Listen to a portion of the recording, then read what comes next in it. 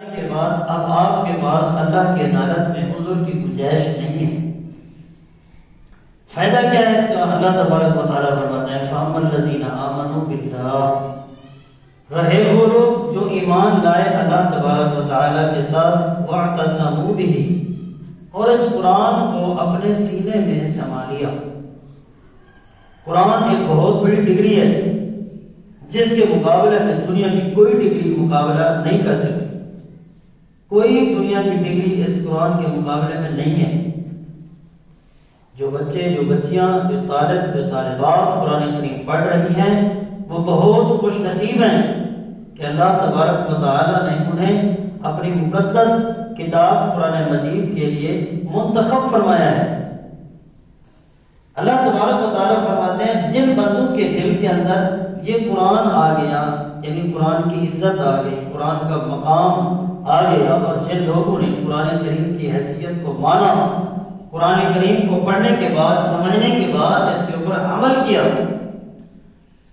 اللہ تبارک و تعالیٰ فرماتے ہیں بہت سارے فائدے ہیں اس قرآن کریم کو پڑھنے کے، جو اللہ تبارک و تعالیٰ ہمیں اسی آیت کے اندر ہی بتا رہے ہیں فَأَمَّا الَّذِينَ آمَنُوا بِاللَّهِ وَاعْتَصَمُوا بِهِ فَسَيُدْخِلُهُمْ فِي رَحْمَةٍ مِّنْهُ۔ سب سے پہلا انعام یہ ہے کہ جس سینے میں قرآن ہے، جس گھر میں قرآن ہے، جس معاشرے میں قرآن ہے، اس معاشرے کے اوپر، اس سینے کے اوپر، اس گھر کے اوپر، اس خاندان کے اوپر اللہ کی رحمت نازل ہوتی ہے۔ یہ قرآن کا پہلا فائدہ ہے، اور میں سمجھتا ہوں جو بندہ رحمت سے دور ہے وہ ناکام اور نامراد ہے۔ رحمت کے سوا تو چارہ ہی نہیں ہے۔ ایک بندہ ساری زندگی اللہ تعالیٰ کی عبادت میں گزار کر اللہ کی عدالت میں کھڑا ہے، اللہ نے فیصلہ کیا جا میرے بندے میری رحمت سے میری جنت میں داخل ہو جائے۔ بندہ یہ اللہ کے سامنے کھڑا ہو گیا، یا اللہ میں تیری رحمت سے کیوں جاؤں؟ رحمت سمجھانا چاہتا ہوں، میں تیری رحمت سے کیوں جاؤں؟ ساری زندگی میں نے تیری عبادت کے اندر گزار کے آیا ہوں، مسجد کے اندر گزار کے آیا ہوں، نمازیں پڑھ کے آیا ہوں، روزے رکھ کے آیا ہوں، صدقات و خیرات دے کے آیا ہوں، ساری زندگی تیری عبادات کے اندر گزار کے آیا ہوں، تیری رحمت سے کیوں جاؤں؟ مجھے میری محنت کا صلہ دیجیے۔ اللہ تعالیٰ نے فرمایا اچھا تجھے میری رحمت کی ضرورت نہیں ہے، تو اپنی محنتوں کا صلہ لینا چاہتا ہے؟ جی اللہ، اور میں میرے فرشتوں ذرا اسے لے جاؤ اس جہنم والی سائڈ، جہنم میں نہیں، جہنم دکھائی بھی نہیں، میں لے جاؤ ذرا اس سائڈ میں۔ جب جہنم کی آگ کی گرمی اور تپش نے اسے پریشان کیا اور پیاس لگی اسے، کہنے لگا پانی، کہا پانی یہاں کہاں میرا پانی تو اللہ کی نعمت تھی جو دنیا میں تو استعمال کیا کرتا تھا، پانی کہاں سے آیا؟ کہا نہیں پانی دو میں مرتا ہوں۔ کہا ابھی کتنی نیکی لگی، 5 سال کی 10 سال کی نیکی تو انہوں نے کہا ٹھیک ہے ہو گئی، جب ایک گھونٹ پانی ملا، وہ ایک گھونٹ پانی کہاں تک اثر کرتا تھا؟ پھر آگے چلا، انہوں نے کہا پانی، نے کہا پانی نہیں ہے یہاں قیمت لگے گی، وہاں اللہ کی نعمت تھی، قیمت چکا ہو، کتنے 20 سال کی نیکی تو کرتے کرتے وہ ساری زندگی کی نیکی ختم ہو گئی 3-4 پانی کے گھونٹ کے اندر، جس پانی کو ہم سیراب ہو کر پیتے ہیں، وہ 3-4 گھونٹ کے اندر 80 سال کی عبادت ختم۔ کہنے لگا بس یار مجھ سے غلطی ہوئی ہے، مجھے ایک مرتبہ مجھے اپنے رب کے سامنے کھڑا کرو۔ فرشتے لے آئے اللہ کے سامنے، ہاتھ جوڑ کے کھڑا ہو گیا، یا اللہ مجھ سے غلطی ہوئی ہے، اب تیری رحمت کے ساتھ جنت میں جانا چاہتا ہوں۔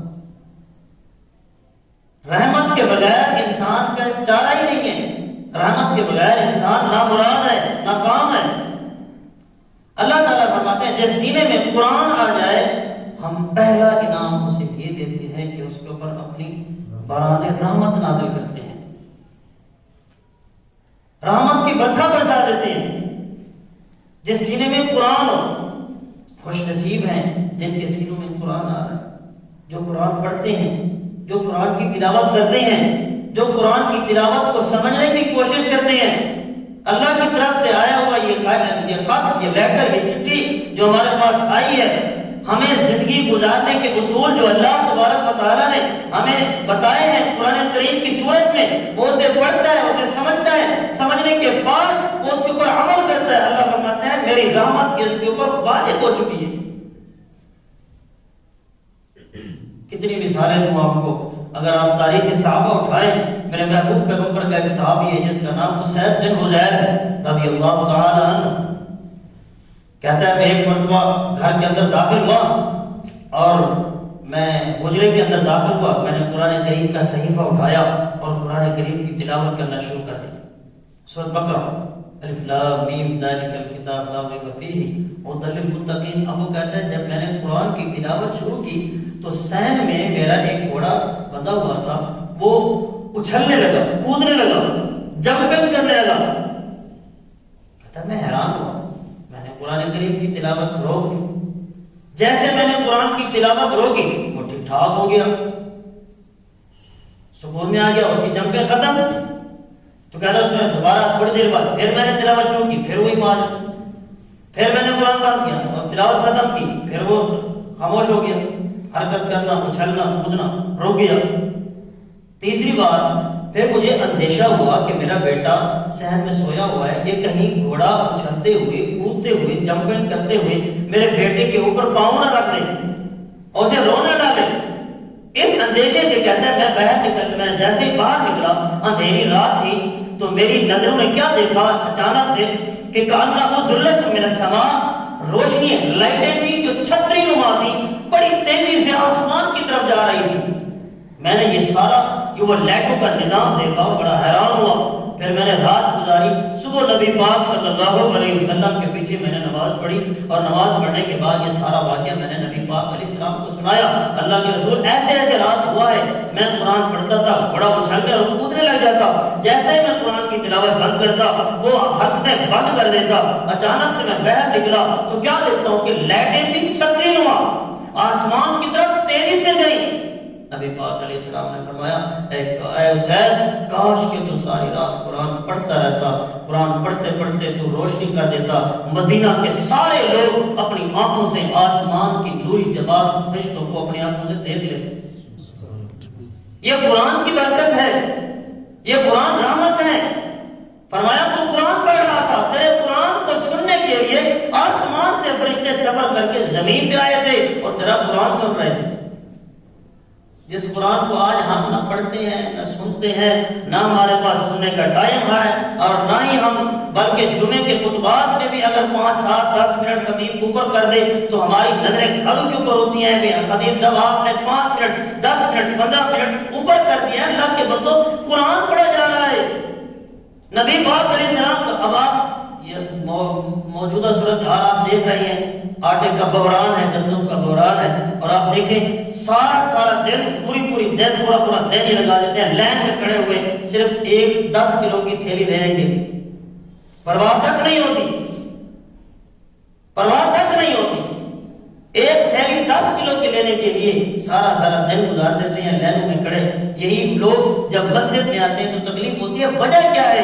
ہماری قرآن سے دوری ہے. ہم نے قرآن کو سمجھا نہیں ہے، ہم نے قرآن کے مقام کو سمجھا نہیں ہے، قرآن کی حیثیت کو سمجھا نہیں ہے. اللہ تعالیٰ فرماتے ہیں جس سینے میں، جس خاندان میں، جس معاشرے میں یہ قرآن آ جائے فَسَيُدْخِلُهُمْ فِي رَحْمَةٍ مِّنْهُ، اس کے اوپر ہم رحمت نازل کرتے ہیں. صحابہ کا معاشرے کو دیکھیے، رحمتوں کے اللہ تعالیٰ کی رحمتوں سے مستفید ہوا پورا معاشرہ نبی پاک علیہ السلام کے صحابہ کا.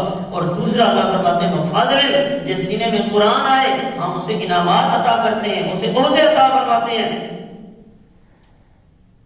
مجھے یاد آ رہا ہے نبی پاک علیہ السلام کا صحابی حضرت عمر رضی اللہ تعالی عنہ، جب وہ امیر المؤمنین تھے، انہوں نے کوفے کا گورنر مقرر کیا ہوا تھا حضرت سعد رضی اللہ تعالی عنہ کو. تو حضرت سعد کا ایک دن ارادہ ہوا کہ میں امیر المؤمنین سے ملوں. کافی دن ہو چکے ہیں، کافی عرصہ ہو چکا ہے، ملاقات نہیں ہوئی، اور ان سے ملاقات کر کے نا چلو کچھ رہنمائی لے کے آتا ہوں. تو وہ وہاں سے روانہ ہوا اور اپنا نائب جو ہے کرسی پہ بٹھایا، یعنی گورنر کی سیٹ پہ ایک غلام کو بٹھایا جس کا نام ابن ابزہ تھا.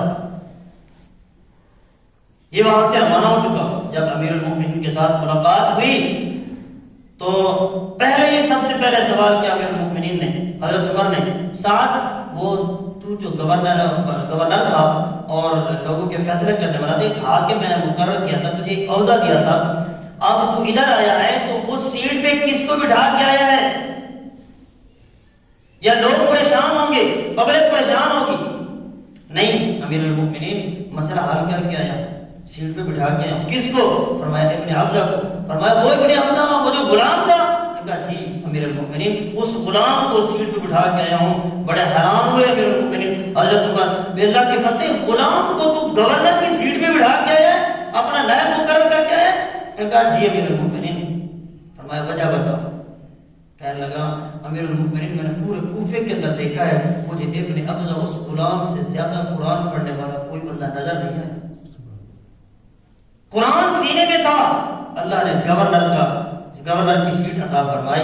جو قرآن ہو سینے میں تو اللہ عزتیں عطا فرماتے ہیں، اللہ عزت کے تاج پہناتے ہیں، اللہ عہدے اور مقامات عطا فرماتے ہیں۔ آخری بات فرمایا وَيَهْدِيهِمْ إِلَيْهِ صِرَاطًا مُسْتَقِيمًا۔ جو جس سینے میں قرآن ہو وہ بندہ کبھی بھی گمراہ نہیں ہو سکتا۔